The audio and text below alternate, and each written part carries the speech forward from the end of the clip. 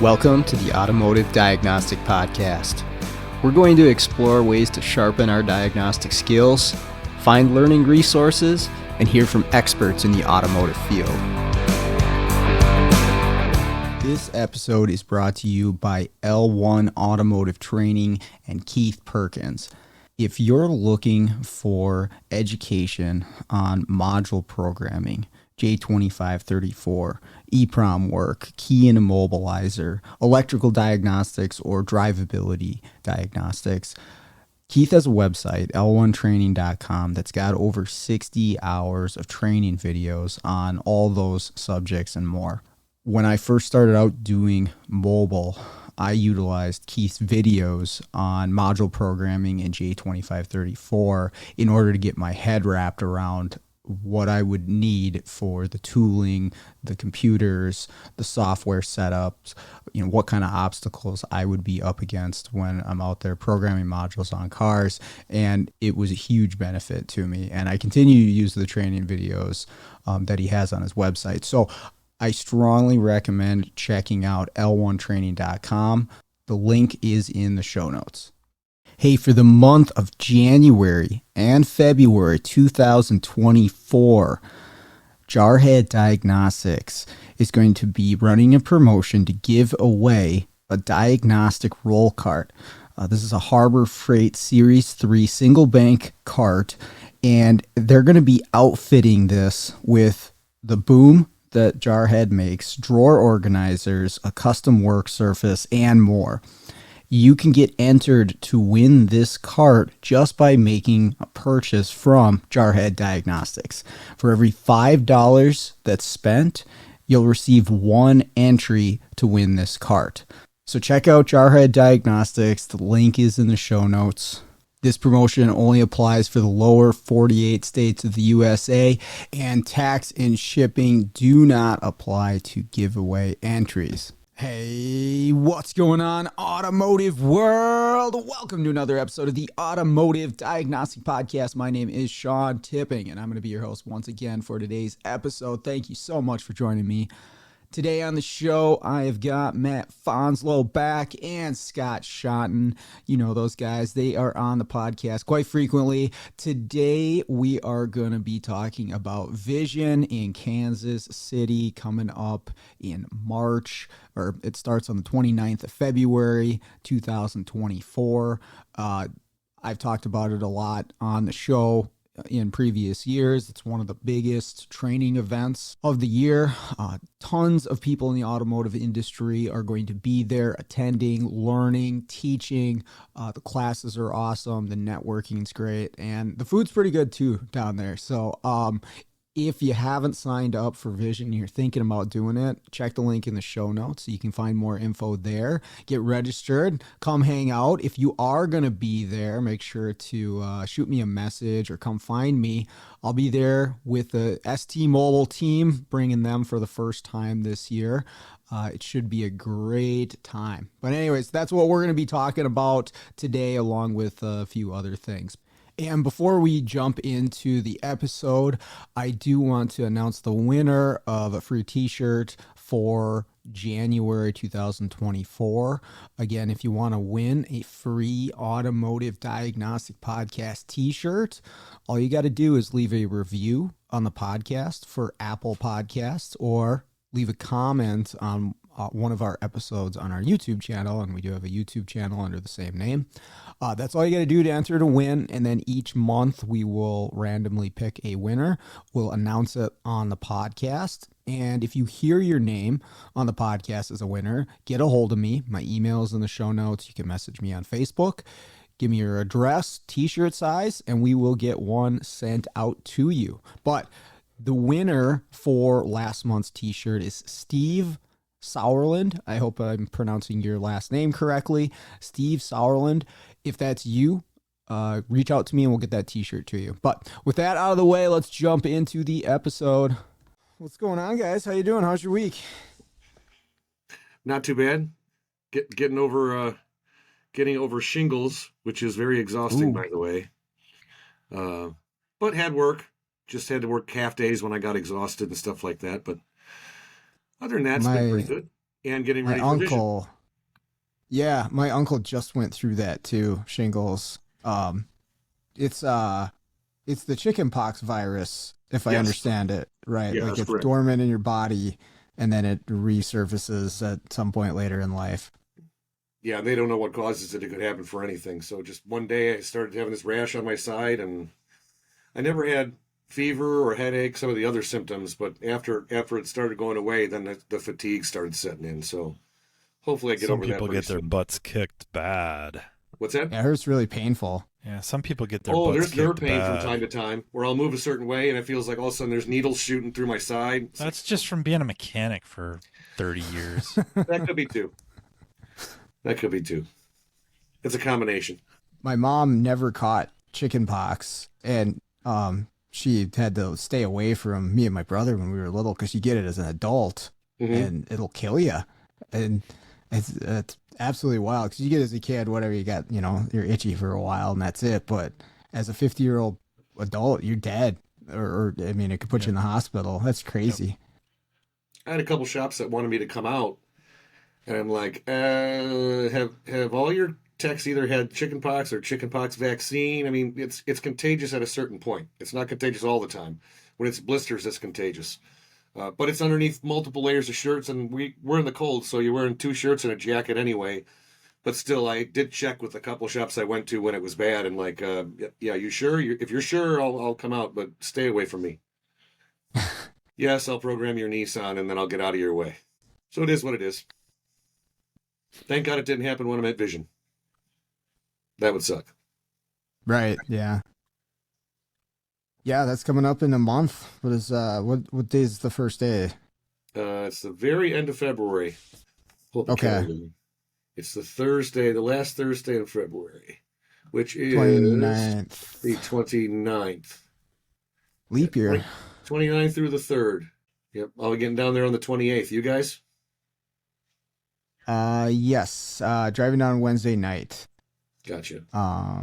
I am bringing my 2 employees, technician and administrator, service advisor, to come with, and pretty excited about that because they've never gone to anything quite like that, so it'll be their first time. So I'm excited for them, and they're excited, so it'll be cool. The whole team. Yeah. Figured, cool. Why not? I've thought about going. You gonna throw Matt in the trunk? I'm just gonna wait till the last minute to decide. Okay, Tommy. Yeah. Tommy does the thing every year. I'm not going this year. I'm not going this year. I'm not going this year. And then he's there. I'm supposed to teach with Matt on Friday, so I guess I'll find out if Matt's there Friday morning, right? Matt's not here. Oh, shit. Andrew will be interested if I'm there Thursday afternoon or morning. Thursday morning. Yeah, what do you have, Matt? You got. Is that when you're doing the keys? Is that Thursday morning? Andrew's doing it. I'm just there as moral support. Gotcha. Just to heckle the crowd. Yeah, right. Turn the tables. Everybody thinks the peanut galleries and the attendees. No. It's the one guy in front of the class. Man, is your microphone attached to your chair so you can rock like that and it still stays right in your face? Yeah. That's pretty cool. I think I'm going to submit a request. Are you teaching? Yeah, what?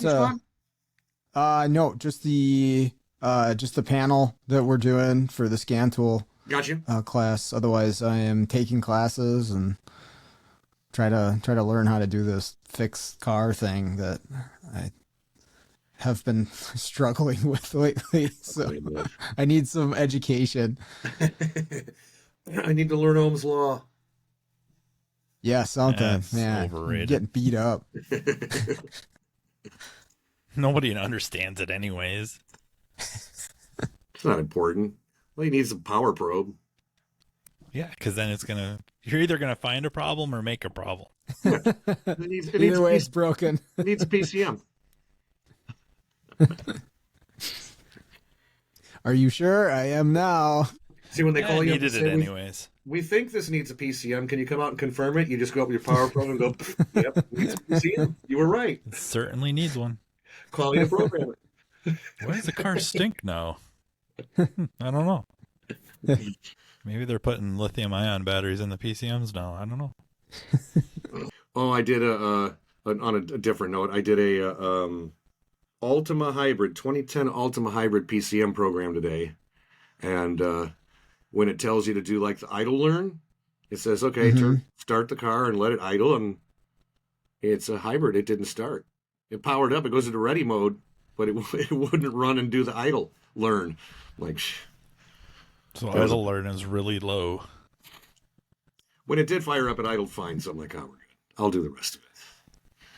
But yeah, it wouldn't stay idling. It would shut off. I'm like, how is it going to learn the idle if it doesn't? And there was no option on the C3 Plus to say, tell it stay idling or anything like that. It was just did its own thing.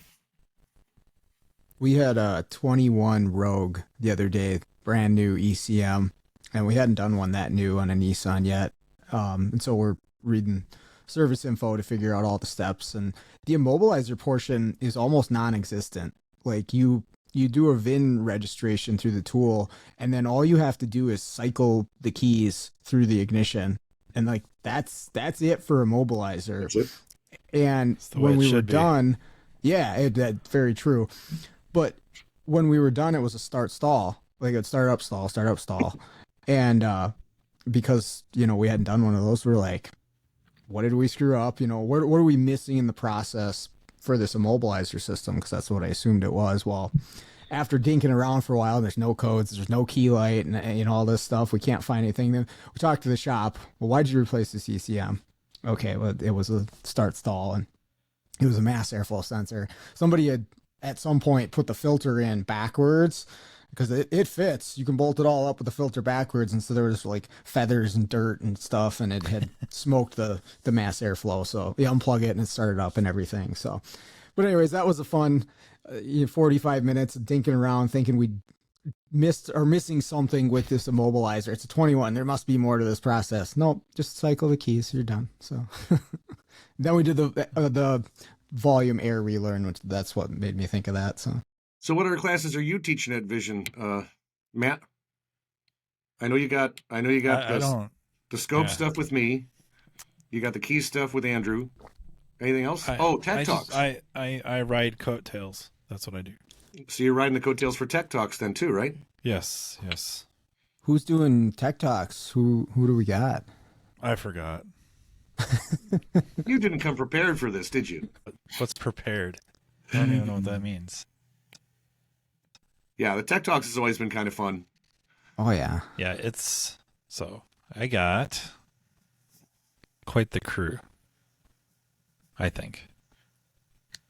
And you'll have to sign up to find out who. That's always been a fun event. So I don't forget anybody. I'll just mispronounce all their names. So I got Joe Zagarlinski, Daniel Adams, Chad Austin, Azael or Oz Mechanics. Okay. Or Oz from Oz Mechanics on YouTube. And then I have, Tim Jones to round it out. Okay. Nice. And they're all like 15, 20-minute presentations, something like that? Yeah, maybe. A couple of them might bump into 30 or so. But, Chad's been on the podcast. He also has a YouTube channel through his, I don't know he does record stuff from work. Is that the Practical Mechanic? Yep. Is that his channel? Okay. Yes, sir. So he's going to be there, I think for name recognition, those are the two with the name recognition, but the others, I'm very much looking forward to it. Also, I'm really looking forward to it this year because I missed last year, so that kind of sucked. That would have been great to watch last year, but I heard. Yeah, for those that are listening that don't know, explain what Tech Talks is, just for the people listening. I mean, I know what it is because I've been there. Honestly, the name we didn't come up with that till later, and you would think it was a ripoff of TED Talks, It wasn't. Honestly, That's what it I always wasn't. thought. It's hard to believe, but it really wasn't. You know, I was on a test drive just bombing around, and I've had conversations with people, and this is, long before podcast, at least mine. Sean, maybe you had started yours, maybe. But I was just thinking, because I had talked to a few people, and they're kind of like, what does it take to get into training? How'd you become a trainer? And it's like, I backed into it. I had this job with distributor of Pico, so it just kind of put me in the position to start. Otherwise, I don't know how I would have. I mean, I guess I got some small gigs at Leonard Technical Services, but that's neither here nor there. But they're like, you got to have 4 hours worth of material. How many slides would that be? And it's hard to answer those questions because it's like it depends. Mm-hmm. What is your material? What are you going to do? Some people fly through slides. For 4 hours of class, they're going to need 1,000 slides. They're just bang, bang, bang, bang, and skipping. And then others might use, 50 slides, but maybe they reference something online, or they're kind of doing stuff live. Like, how do you? I can't answer that. Mm-hmm. And they're worried about being able to carry a class for 3-4 hours. And I'm like, that makes a lot of sense. Like, your first time out, and all of a sudden it's like, if you score something at Vision or any other, not venue, but we'll just say like expo or conference, that's a lot of pressure. So how do you get around that? How could we just provide a way for somebody that's kind of interested in becoming training or getting into training and instructing a little or presenting, whatever terms we want to use to describe what whoever does? How do we give them a way to get in, get their foot in the door? And I called up Sherry, and it's like, what if we just had something where we line up 3, 4, 5, 6 people, and they each get, however much time, very little downtime between instructors. They get up and they can, present a case study or two, or maybe just some ideas. Like, I have this idea how this system works, or stuff I see in the bay that trips people up, and this is, my thoughts on it. And we've kind of had that spectrum, if you will. And so I don't think I even really came up with the name. I think Sherry and company, or just Sherry, came up with the name. But the idea of it wasn't to rip off TED Talks. It was to try to provide techs, or whoever, that have a little bit of an interest in presenting and maybe diversifying what they do, a means to kind of get their foot in the door and get a taste of it. And then also for the training companies to see new talent, because where's the next whoever coming from? Where's the next Scott Shotton coming from? I don't know. And if they don't get a chance to get up in front of people, and we don't have much of a path for that to happen, we won't get another Scott Shotton, thank God. That something funny had to come out of that. Matt's best impression of Kevin Nealon. That, where do they come from? And so, yeah, in the first, I think, year or so, it was hard to find just somebody that was, for lack of a better term, pure virgin. But it's getting a little bit easier now, and it's getting a little bit of a name. And by far the most impressive thing to me is the people that agree to be presenters getting up there and doing it, because that ain't nothing, right? That's not a little thing. That's not a little thing to ask. And secondly is people that come to it, the response it's phenomenal. I can't get enough of it. The support, and they're getting something out of it. It's not like, yeah, I'll do these guys a favor and I'll watch them. Like, they're getting stuff out of it too. Yeah, I did notice, if I could elaborate on that just a little bit, that I've been to at least 2 of them. I think 2 of them. And there'll be a handful of well-known trainers sitting in the room. Yes.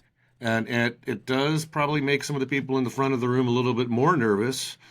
But the people that presented that I talked to after the fact and heard other trainers talking to them, it's kind of nice to be able to give them constructive criticism. Yep. You know, so not only do they get their feet wet and go, this is over.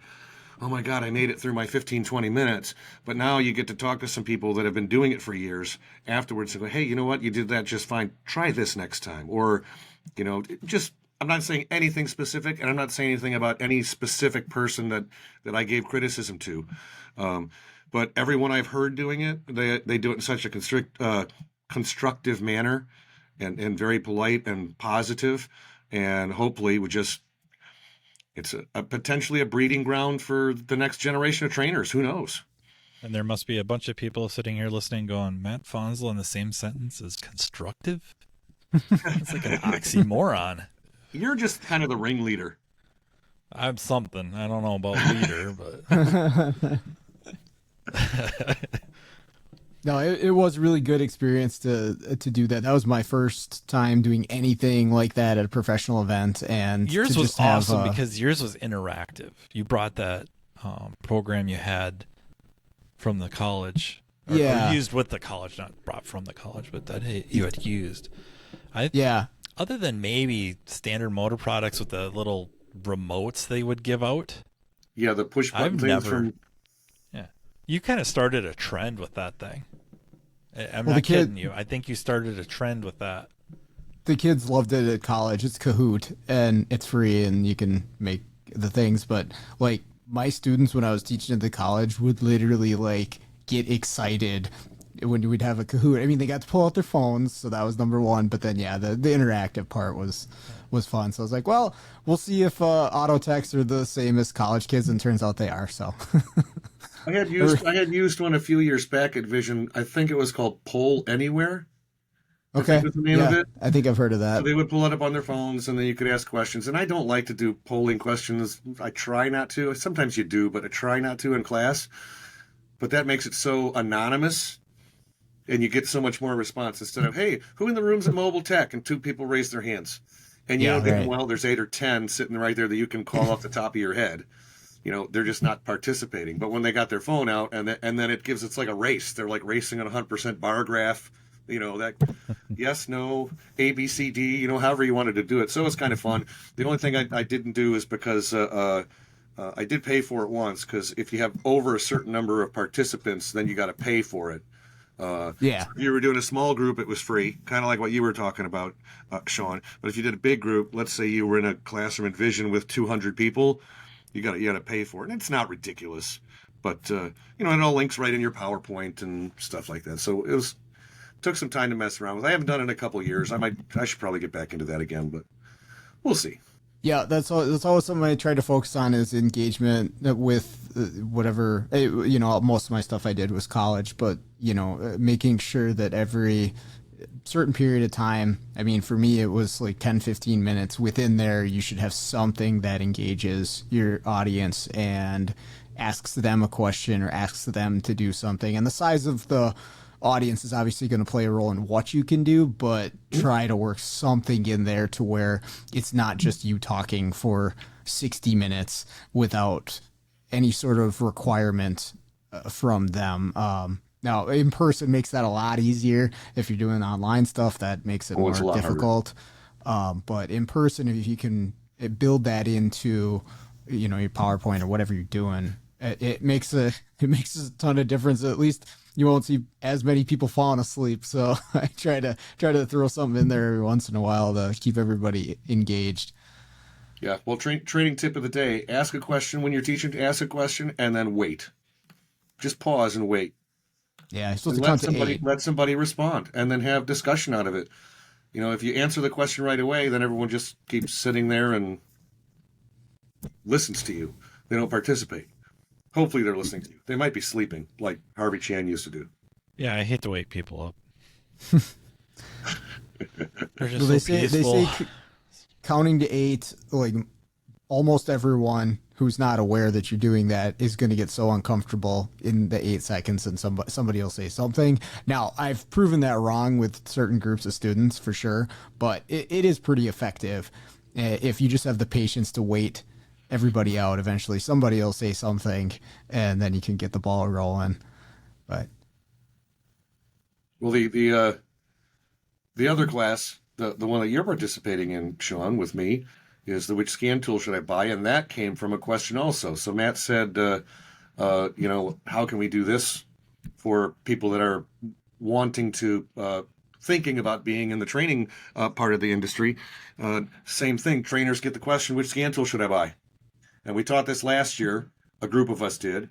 And it's the same thing. It's the question that I don't want to say trainers hate to get, but they almost always get at least one or two every time they go somewhere. Like, which scan tool should I buy? And Yep. there's not a good question. I mean, a good answer. There's no one it's good all answer. of them, and yep. Those Yep. are the standard answers. Yep. Yeah. But I mean, it's what product lines are you only domestic? Are you domestic and Asian? Are you especially in Europeans? Do you do a crap ton of Fords, but you don't see any G? I mean, there's so many different ways to answer that. So the way the class came about last year, and last year we put it together, I don't want to say last minute, but it was pretty close. And who did we have last year? We had myself, you, Sean, Scott Manna, Keith Perkins, Tanner Brandt, Justin Morgan. Was there one more? Or was that it? That might be it. If I'm forgetting someone, I apologize. And we each covered a different scan tool, talked about pros and cons, and had a discussion panel about it. And if that would be a really boring class if no one participated. But we had participation with every scan tool that we talked about. Then we got questions from sometimes shop owners. The class isn't really meant to be just for technicians. It's meant for who in the shop has the purchasing power. I want to buy my technicians a scan tool. Which one should I buy them? Or which ones should I buy them? Or however you want to look at it. So that's kind of the point. And I said this last year too. When I came up with the idea, I was originally going to try and teach it myself, but then I realized I don't have every scan tool. And the ones I do have, I don't use them all every day. But between our group of colleagues, we probably own all the scan tools. Between the people that were listed in that panel, we probably owned all the scan tools. So this year it's going to be very Perkins on there. You only need like 2 other scan tools in existence, and one of them's like a DRB2. Yeah, and Perkins probably has 2. Oh, he two just texted me. each. He's got that one. Sorry. Yeah, so this year the panel I think is going to be the same, except I don't think Scott Manna can make it this year, but the remainder of us will still be the same. We're going to do it a little bit different this year. I think we're going to try and do a mini little case study with each tool, trying to illustrate some of the strong points or positives or pros, instead of just talking about the tool, show a little bit. And then we might have a special guest that people in your listening audience might know, but I won't say his name. He doesn't like to prepare a lot, so I don't want to, throw him under the bus. It does narrow the field a little bit, doesn't it? So anyway, if that's another class, if anyone's interested, go and shop owners too. That's one of my main points is shop owners, managers. It's not just a tech class, although it's listed under the technical classes. It's really for anybody that might have to touch a scan tool for one reason or another. Well, how many people would you say were in that class last year? Hey, I'm going to guess about 30 or 40. Oh, okay. All right. I think it might have been that many. Although we did have a couple reps from the scan tool people that were sitting in, so that might have made it look a little bigger. So we'll say 30. We only had 10. 4. We had 4. The rest were just people that came down from the trade show. The rest were reps. Well, I mean, and I have no idea what the plan is for this year, but it was like every other person in that class left with a giveaway too, which was pretty awesome. I think I don't think anybody knew that was coming, so it was a little bit of a surprise. Yeah, well, we're not going to do that this year, but there's a reason why. It's because I pitched it to Sherry again when the Vision submissions came out, and she said, yeah, we'll do it again. So then I was getting ready to contact the panel and make sure they were all good to do it again, and then start contacting the vendors and see who wanted to donate stuff for raffles like we did last year. But a couple of weeks ago, I got an email from Sherry. It said, the enrollment's low. We might cancel it. So then I didn't call the vendors because I was like, well, I don't want to ask them to donate tools for a raffle if the class isn't even going to go on. And then just a couple weeks ago, She's like, "Oh, the enrollment's picking up. We might have to put you in a different room. Can we still do it?" I'm like, "Yeah, we can still do it, but now we're probably too short to do raffles." So I apologize. People that made it last year, congratulations. You probably got to win something in a raffle. What did we raffle off? Like 6 scan tools and six Yeah. $600 gift certificates for Wave AES stuff. Yeah. Wave, and Yeah. yeah. So if we do it again next year, we'll just have to. What day is plan it. the? I believe that is on. I have it written down. I think it's Thursday afternoon. Thursday. Oh. Yeah. Yeah. So you can't. Darn it! You know, if they put it later, I could have just went to the trade show and stole some stuff. well, actually, last year we had, I don't know, 4-ish donations plus the AES gift certificates before the class started, but we did it on Saturday morning. And I told Sherry, we got to do it Saturday morning or earlier because the trade show, your last chance to go to the trade show is Saturday at lunch, basically. And then it all shuts down. So we wanted them to be able to go see the vendors after seeing the class. So she did it on Saturday morning. So Friday night at the trade show, Scott Manna and I wandered around and hit up a bunch of people, and we got at least 2, maybe 3 scan tools donated the night before. Well, it's because you had Mr. Manna with. Well, that's why I drug him along. Smart. Smart move. Yeah, but so now this year the trade show isn't going on. Well, it's still going on at the same time, but Thursday, there's nothing Thursday night. They're not doing that again anymore? Oh, wait, are they doing the high-tech tool show thing? Is that a Thursday night? I thought that was Thursday night. Okay, that might be Thursday night then. That might be Thursday night. Because, yeah, then the normal trade show is Friday and Saturday. So, yeah, they're probably doing that Thursday night. So if you go to the scan tool class on Thursday, and then you go to the I think they call it the high-tech tool something. Yeah. It's just kind of in the... it's a mini trade show. Yeah. It's hard to call it a hallway, but it's kind of a hallway. That's what I was trying to say. It's like a hallway, but I'm like, it's a lot bigger than a hallway. But it's a big foyer. Sure, yeah, there you go. Fancy word, foyer. If you've ever been there before, you know that you can really only walk one direction in there without going blind. Yeah, so anyway, and then we got Pico, hands-on Pico on Friday, and I hope Matt makes it there. Otherwise, I'll be going solo. But we'll have a couple other guests, as usual, helping us out. There'll be last-minute people, probably, but anyone attending that, there'll be a handful of people in that room to mess around with. Hey, have you ever been faced with the challenge of sourcing, installing, and programming a used control module in a vehicle? I know a lot of us have.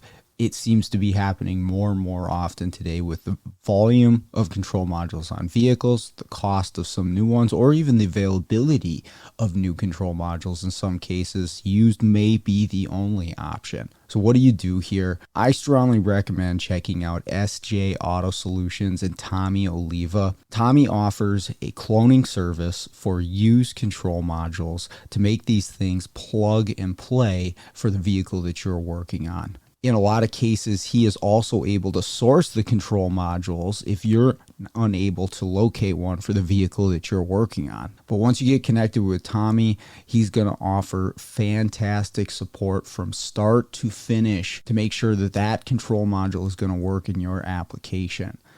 He's also got tech support that he offers through his website, along with some free resources there as well on information about used control module programming. So make sure to check out SJ Auto Solutions. I can't recommend that enough. I guess if we're just talking about vision in general, by the way, that one of the biggest things for people that don't know or haven't gone, it's the networking. It's the people. It's talking to other techs, shop owners, time talking to the vendors in the trade show. I mean, the class and stuff are great, don't get me wrong, but the networking is just as important. So, and I don't think anyone in this room is going to disagree with that. No, it's a lot of the reason I'm excited for my guys to come with is because they've never experienced much of that. The industry as a bigger thing than just what we do here. So the classes obviously is going to be really good. The education. I got my administrator guy doing some management classes and stuff like that, and a couple technical ones, and then Steve's doing a bunch of ADOS stuff. That stuff's cool, but just to get to meet people and experience the event, we're looking forward to that quite a bit.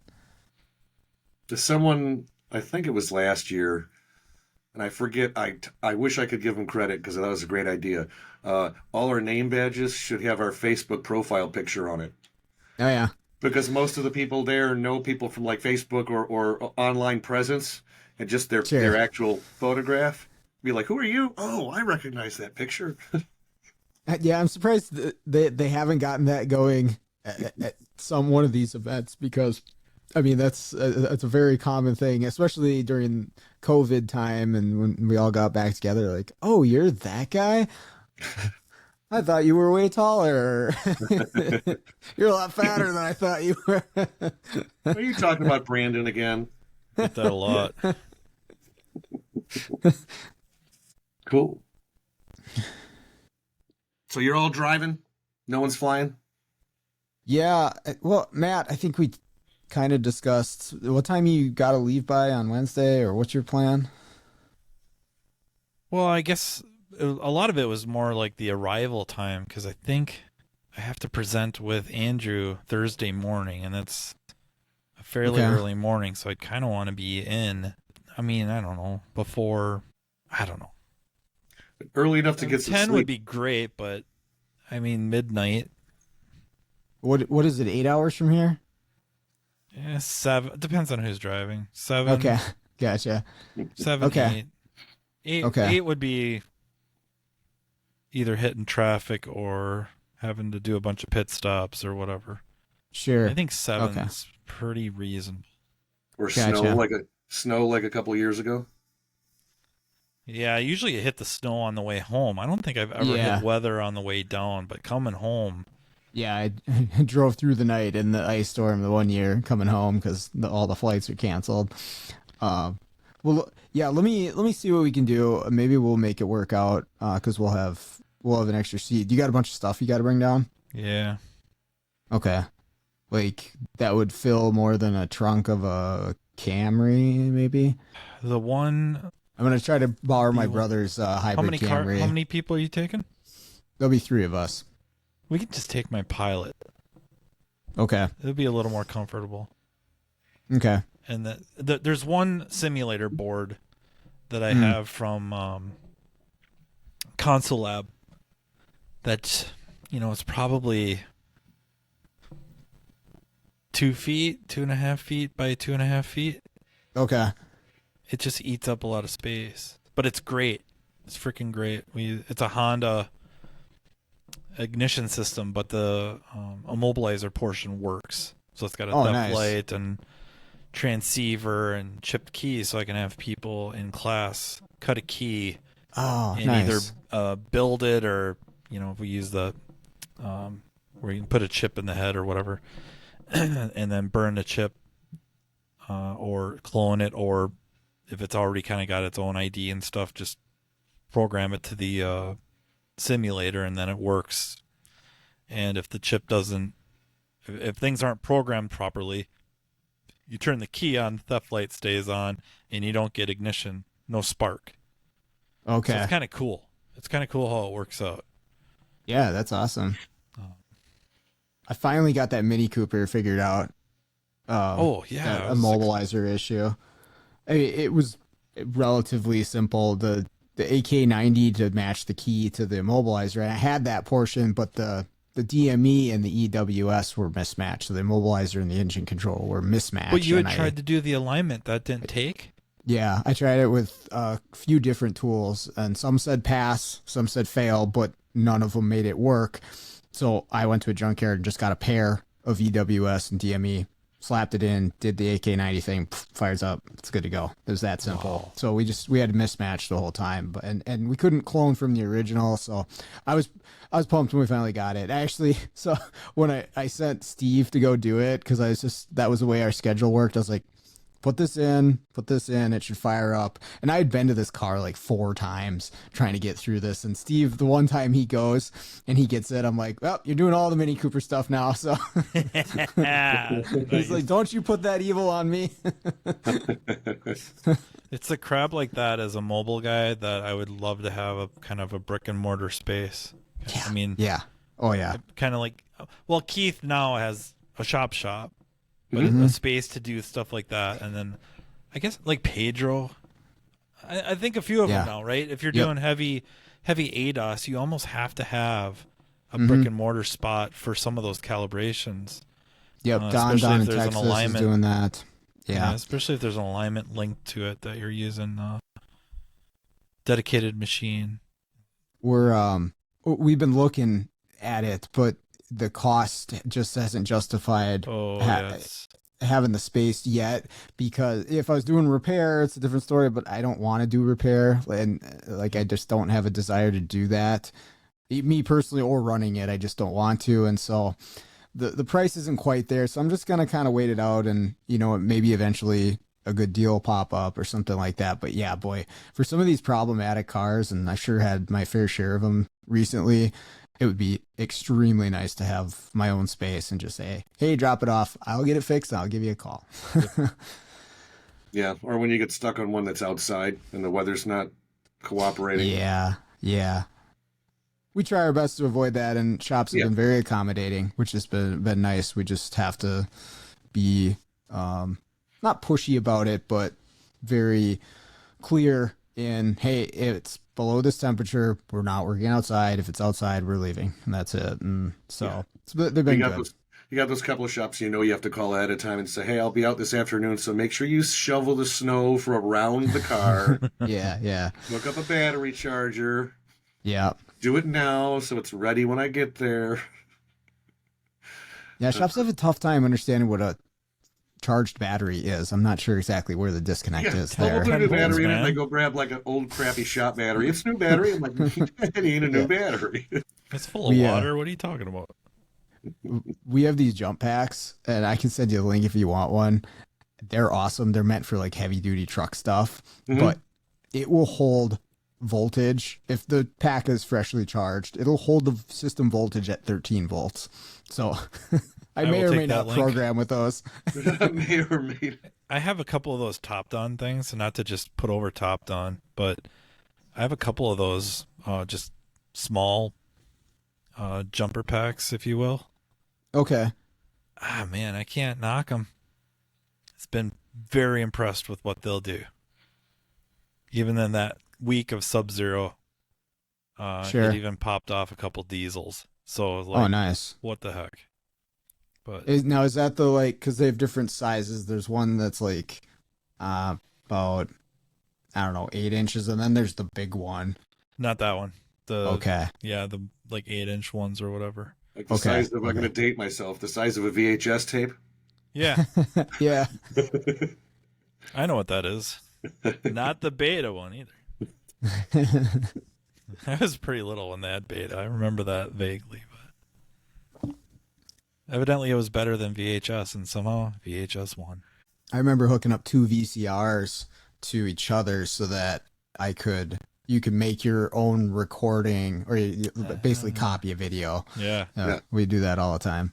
Yeah. And then they came out with like the dual deck VCRs that would do that. Yeah, we were never that fancy. Oh. You see Man, what let's not go down this road. Jeez. Next thing we'll be talking about linking two PCs next to each other so you can play Doom. Never played Doom. GoldenEye was my jam back in the day. But that was N64, right? Yeah.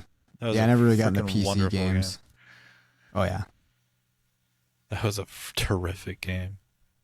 I guess mine would have been Castle Wolfenstein. What system was that? Wolfenstein was good. Castle I had it on Wolfenstein. I had it on a PC, but I think that was one of the first-person shooter games. Yeah, we Okay. we had Wolfenstein on the school server. The teachers and administration had no idea, but we had that game on the server. So in computer class or typing class, we were supposed to be doing whatever. Word perfect. Word Perfect 5. We were doing Word perfect, and instead of doing that, we were playing Wolfenstein. Yeah, Castle Wolfen. I'm not sure I remember that one, but nice. Yeah, that was old. That was old. That for me, that would have been 1990. I mean, of course, I played Super Mario's on the Oh yeah, NES and then the SNES. We used to rent a Nintendo. We would rent it and get a couple games. That's what we did. Contra was, When God, this, that was my favorite game. Life Force. So had those, and then I mean, I guess I had an N64 through college, but I didn't play games for quite a while. And then the PlayStation came out, and I saw the advertisement for Final Fantasy VII, and I Mhm. went and bought a PlayStation and Final Fantasy VII, and I don't know, at least 100 hours of my life went Yeah, I I away. was was gonna gonna say say lost about 3 solid weeks large in your life. large volumes of my life were gone to Final Fantasy. Yeah, the 7, that was a big one too. Yeah, those cutscenes, man, oh man, At the time, yeah, there's nothing like that. You watch it multiple now, times. it's just garbage. It's But so bad. back then, it's like, oh my gosh, it looks like real people. Yeah.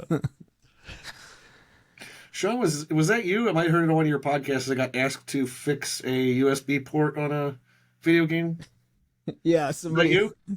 one of my customers, like, can you fix a PlayStation? I'm like, I don't know. I mean, if I was just soldering something, sure. I don't know what.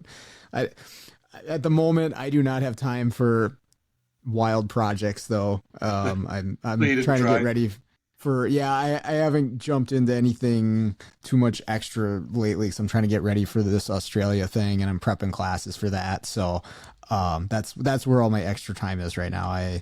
I'm saying no to module projects for the most part, unless I know, like, oh, okay, I just got to swap this EEPROM chip or something. But they can definitely eat up your time when it's um R&D Yeah. some of this Yeah, stuff, you know.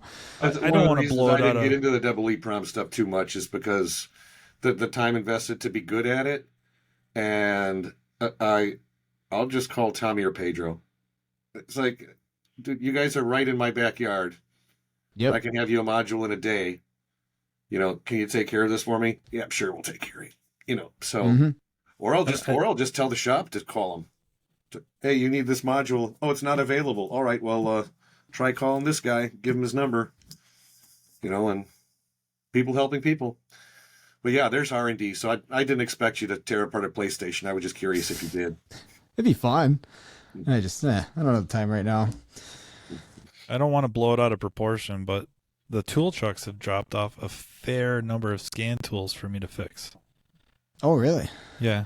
Cat 5 cable or Cat 5 ports, RJ45 ports, and DIN, the DIN ports where the cables go in.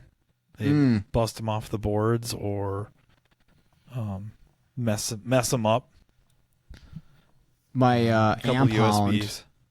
after I've had that amp hound for probably 15 years, and the one of the contacts inside, the solder went, and I was able to fix that. And not that the EEPROM stuff, like, I probably could have done it without all that, but it sure helped, like having all the soldering equipment in the hot air station just Oh, ready to yeah. go. Oh yeah, I'll fix this. And then I was a complete dumbass, and I dropped my Pico, and one of the BNCs Well, pop. like came off the board. But yes, get a new one, solder it back on, and easy peasy. So Nice. having those skills definitely handy. Nice. Anything else on the docket? I got real beat up by a Chevy Silverado trailer brake setup today. Like, really got my ass kicked. And I'm not so sure that there was anything wrong with this truck, or at least Oh, most no. of the time I was working on it. I don't think there was anything wrong with this truck. So So that you- was pretty fun. But you're back at the chassis control module? Yeah, slash the connector for the trailer. Okay. I think I fixed it very quickly into my diagnosis, but I didn't realize it. I found a blown fuse, and it didn't fix it in my mind. But what I was using to simulate a trailer does not work on like a 15 and up Chevy truck, apparently. Oh, no. Because I mean, what would you use for trailer brake setup? Both of you guys for Well, trailer brake, electric trailer brakes. What do you put in there to simulate? Do you have a dedicated tool, Yeah. or do you use another tool to simulate it? I have the I better look to make sure I have the name right because I don't. Okay. Hoppy popped in my head, and I don't think that's it. Okay. Um, What would you use, Scott, if you're testing a trailer brake setup? I haven't had a call on that yet. So Okay. Okay. We get a lot of it up You here. knew There's to- lots of trucks, lots of 4x4, lots of 7. It's a 7-pin connector for Okay. the electric trailer brakes. And in the past, I have two things that I use. I use either a 9000 series headlight bulb or a couple of them in series, or I have like a Bluetooth trailer simulator that plugs in, and then I can look on my phone and do the signals and all that stuff. So I can be sitting in the truck and see the signals, but it has connection across the trailer brake output in the ground, and it will simulate a trailer being connected. Well, it doesn't work on these Silverados. Yeah, I I came to have find something out. like that, but I think it's just it's 7 pins, but I think it's just got LEDs and stuff on it, so it's not simulating, it's not loading the Okay, circuit, it's not doing anything other than telling you it has gotcha. something for power and ground, but is it able to flow any current? That I don't know. But I Okay. haven't had a call on that yet. So I would probably be in the boat, kind of like you, hooking up a couple 9000 series headlight bulbs to try and load that circuit, see what happens. Well, I even tried my test light. I was like, well, maybe it needs to be a little higher resistance, because the problem I was having is you hook anything across there. Well, the bulbs, the test light, my simulator, it sets a code and says short to ground on this circuit. Like, and I was like, my test light, I think I measured it as like 30, 40 ohms. I'm like, that should be fine. Like, that should work.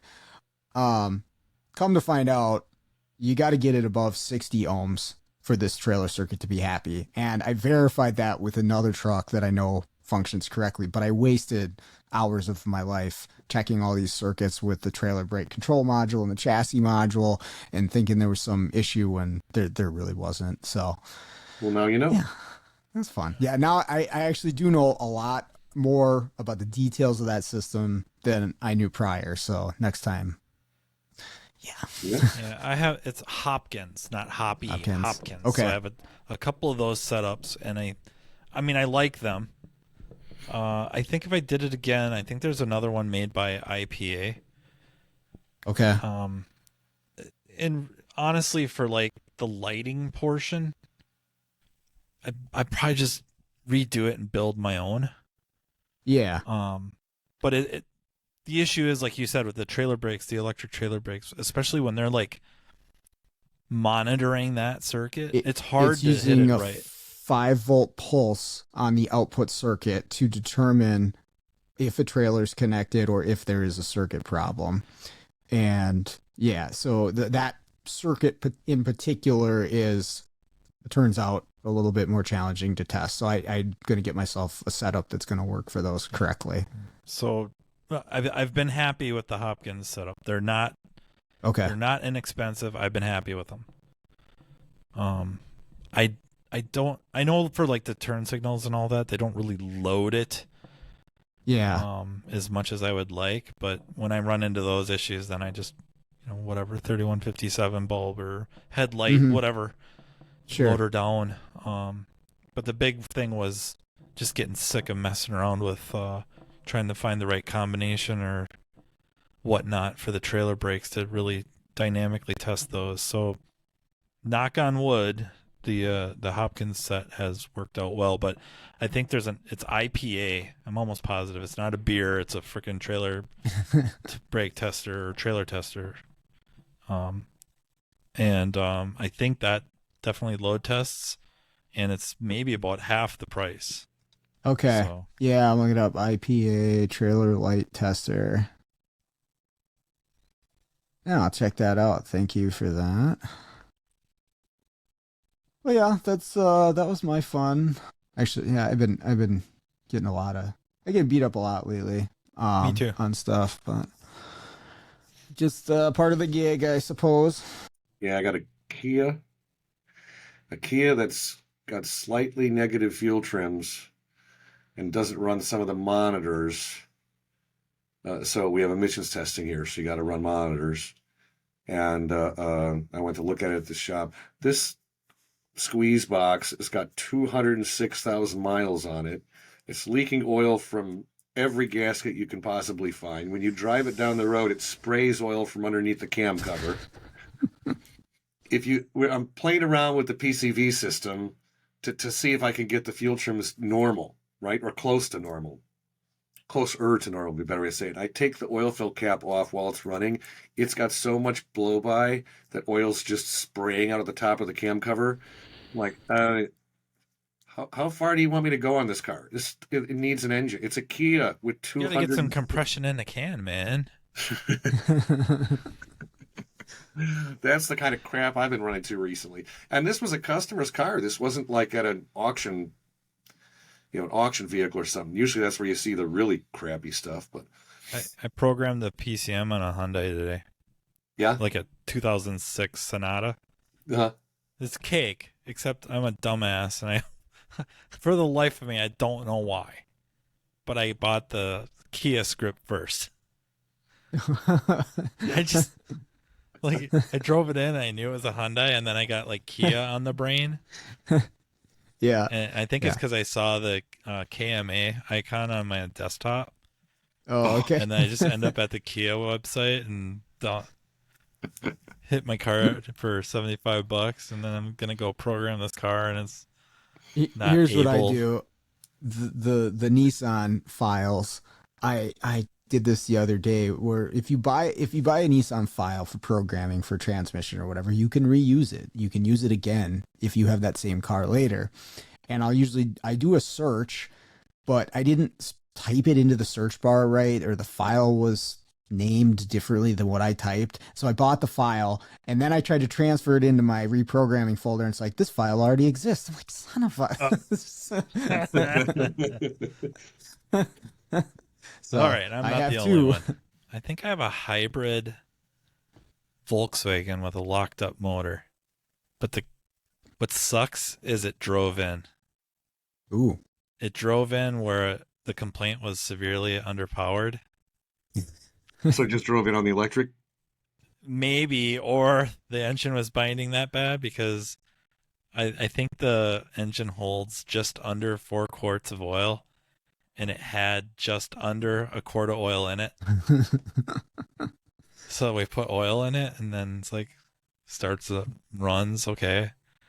Bring it around to kind of blow codes out of it and check the car out, and then it won't crank over anymore. And it's Blew something else out of it. yeah, I don't know. It's not good, right? Because it doesn't have a starter motor. It uses, Yeah. to use a Toyota term, MG1. It uses a motor generator to spin the engine, or spin the crank.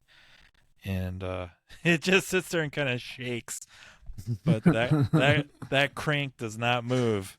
What burns me a little bit is it doesn't set a code. Interesting.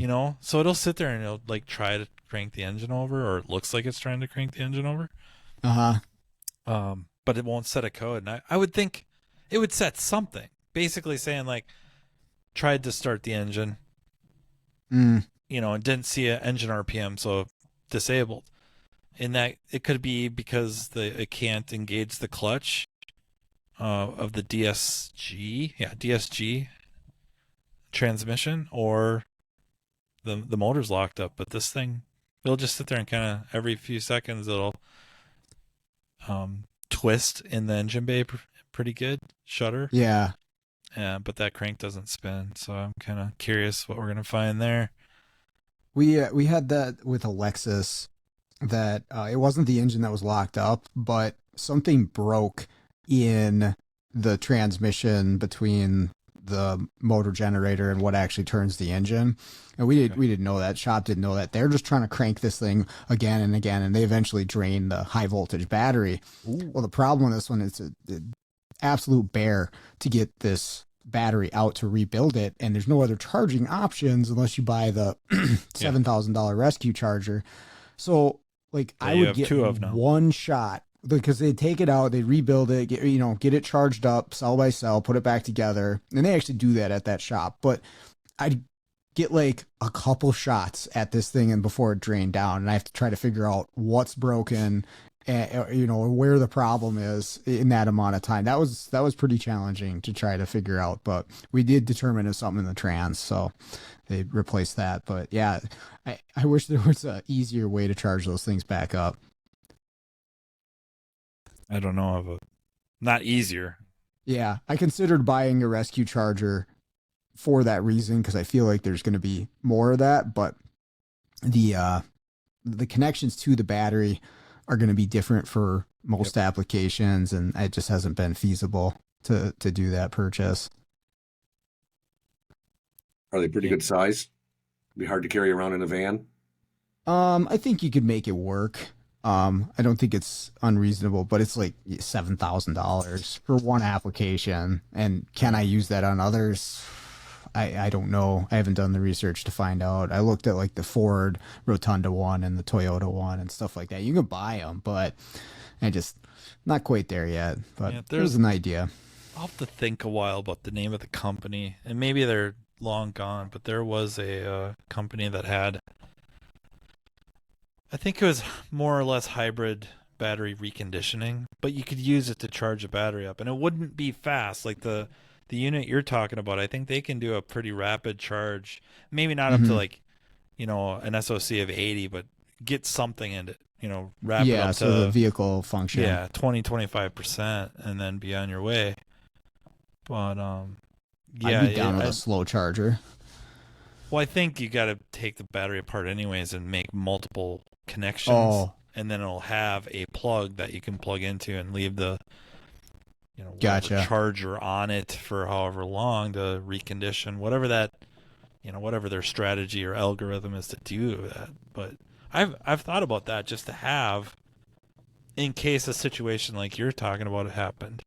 You know, instead of probably cell by cell with a freaking RC battery charger, which would work. It'd just take freaking forever. It takes forever, and you got to take the battery out and disassemble it. But like, what do you do on some of these really challenging no starts, right? Because we've all been in that situation where we got to crank the hell out of the thing in order to figure out what's wrong. Like, it has to be active and moving, and we have to do our tests, and sometimes it takes a while. Like, if the customer has already cranked the hell out of this thing trying to get it, and then the shop does, and then they call me and it's got, you know, 10% left, I got just a little bit of a chance to figure out what's going on. It's kind of a rough position to be in.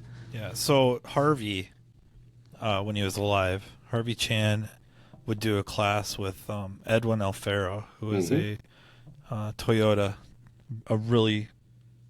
he's still brilliant. He's not, but he was a Toyota dealership tech. And one of the scenarios they provided kind of on the last day of the class was this Honda. Wow. This Toyota like Prius, usually a Gen 2 Prius, wasn't starting. And it would run on electric power, but the high voltage battery was discharging and discharged. You didn't have a lot of cranks left, and you had to figure out why this thing didn't start. And the thing with those types of systems, same with this Volkswagen, when it does start, when they don't have a starter motor, they have, for again, like a motor generator mounted to the crank. It's hard to audibly hear the difference between crank and idle. Yep. Okay, because they're spooling these things up, cranking at idle speed? 1,000, 1,100 RPMs. Yeah, you think it's idling, but it's cranking. Right. But it's cranking. And so I guess there's no secret. You try to test as many things as you possibly can on one crank. So you're somehow testing for spark, somehow testing for injector pulse, somehow testing for fuel pressure. You know, maybe even something in the intake for pressure or vacuum. Anything and everything you can reasonably think of that would keep this thing from starting, you're trying to test in one or two cranks so that you have a really, really good idea. And then, you know, to finish the story with Harvey, they were, I don't want to say messing with you, because it was a realistic scenario. It just wouldn't happen where somebody's driving around and then boom, the engine won't start and they're bringing it to you. What would happen is that quick lubes, or after repair in a repair shop, but primarily quick lubes, when they would service like the throttle body area, put it all back together, and then they didn't notice anything wrong, down the road, the client realized, hey, my engine's not starting, or, I'm getting warning lights and my battery power is dropping and stuff like that, this engine would crank over. You thought it was running, but it's not. And long story, without a lot of details, and I don't know how important it is the issue was a leaf or something would fall down and block the mass airflow sensor. Okay. And what was great about this situation is people with the most experience were the ones that struggled the most to diagnose this. Because you wouldn't look at a mass airflow sensor as having a whole lot of authority to keep something from starting. Sure. And if you had experience with Toyota, unplugging the mass airflow sensor is not an option because the fuel pumps wouldn't run. Okay. But that's how you would diagnose these. Unplug the mass airflow, thing would start up and run just fine. And then if you went to go replace the mass airflow or look down in there, you'd see debris blocking it. And that what would happen is miscalculating air so much, and this thing's spinning over so fast that it absolutely uses the mass airflow sensor as an input, wasn't getting nearly enough fuel. Okay. So. Yep, I remember that class. Yeah. I remember that fault. I remember struggling with it. Did you went to the one in Chicago? Yeah.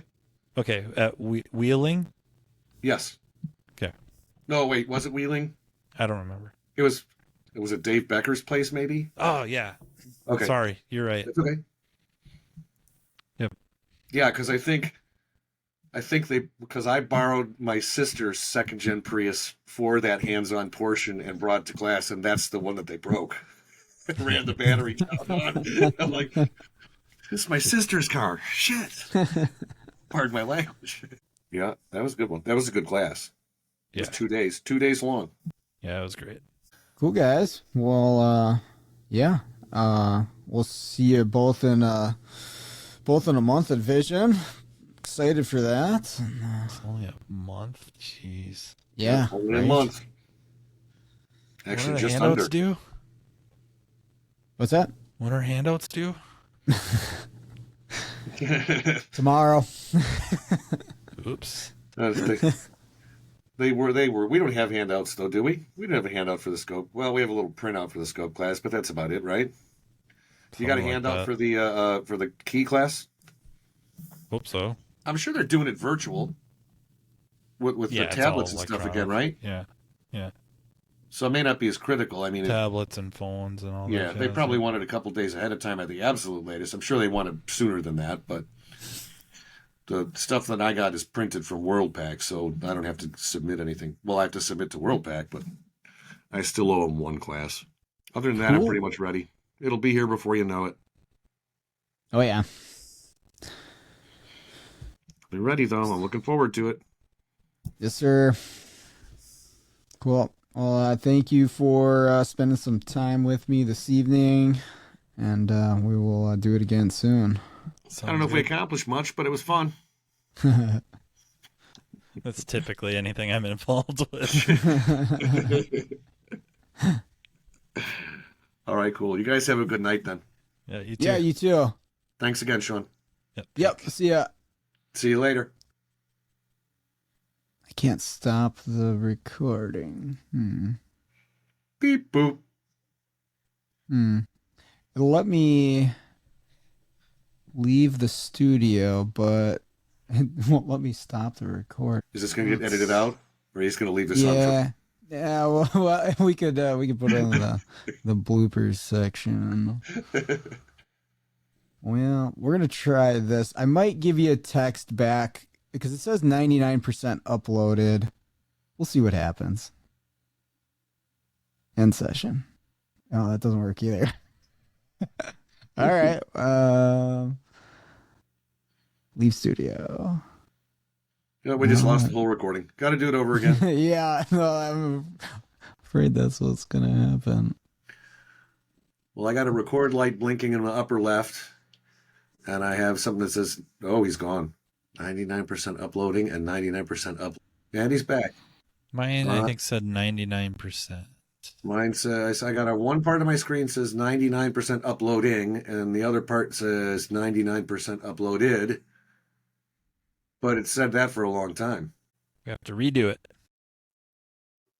I can leave mine open too if you need to, right? I got a message on mine that says if I mouse over the 99%, it says when the recording is done, you may need to stick around a little to upload your high quality recording. But it still says 99, but I can leave I can just shut the mic and camera off and leave the thing open for an hour if you need me to. Famous last words. You want to leave this open for a little bit just in case? All the extra the video takes up. Not that. That'd be a lot higher pitched than that. You sound like Elvis. Just spit out movie quotes. You'll be good. Nobody will be able to tell the difference. Yeah. It looks like, was that a reboot or retake or reimagining of Alive? Society of the watch Snow. List. Eat each other. Was that the one that was the soccer team or something like that? Okay, so there was another. It was called Alive. Okay. It's on Netflix or Prime. Maybe I'll watch it tonight. Yeah, that's where I saw it. I'll look it up tonight. This ain't so bad. I don't have to eat my employees. Well, thank you. If not, we'll see you in a month or less.